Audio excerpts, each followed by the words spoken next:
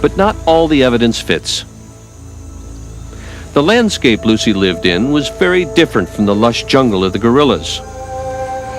Lucy had to range widely in her search for food, and that would have made it hard for a single male to dominate a group of females. And there were other clues that didn't match the gorilla model. Over the years, we've found hundreds of teeth from Lucy's kind, male and female. Surprisingly, the males have small canine teeth, just like the females.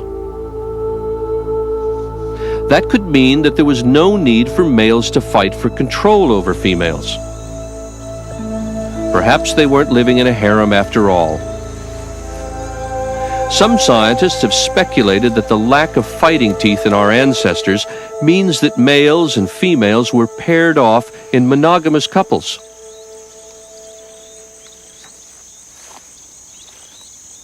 For now, the evidence points both ways, but contradictions like this keep us questioning our ideas and looking for more fossils.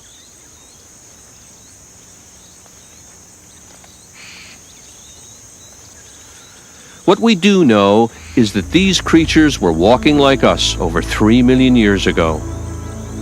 And that was a distinct advantage.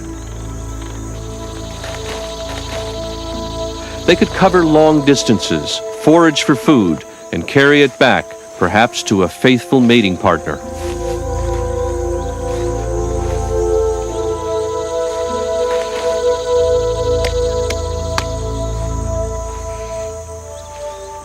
We believe Lucy's species was the root of the human family tree. She is our earliest ancestor, the missing link between ape and human.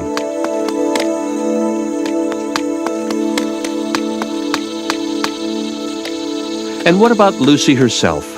What did she look like?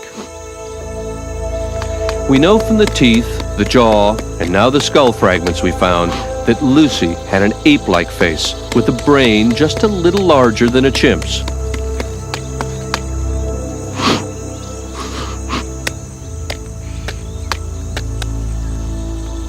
She may have had dark skin and patchy hair to protect her from the sun.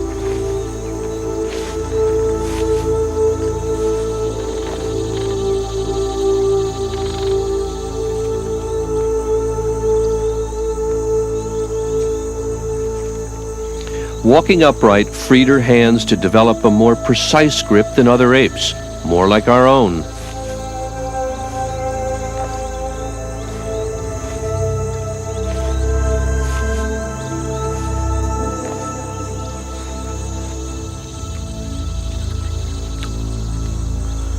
And even with her small brain, perhaps she was beginning to have a more human-like awareness of herself and her surroundings.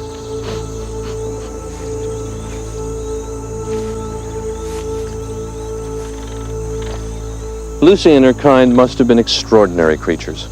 We know that they persisted as a species virtually unchanged for over 1 million years. That's 10 times as long as we ourselves have been around. We know that they led relatively simple lives, because one key feature was missing from their behavior. Yet a few 100,000 years after Lucy, some of her descendants made a major breakthrough, a breakthrough that would have profound influence on our own evolution. They began to make these stone tools. Who made these tools and why? They are a clue to the next chapter in the search for human origins.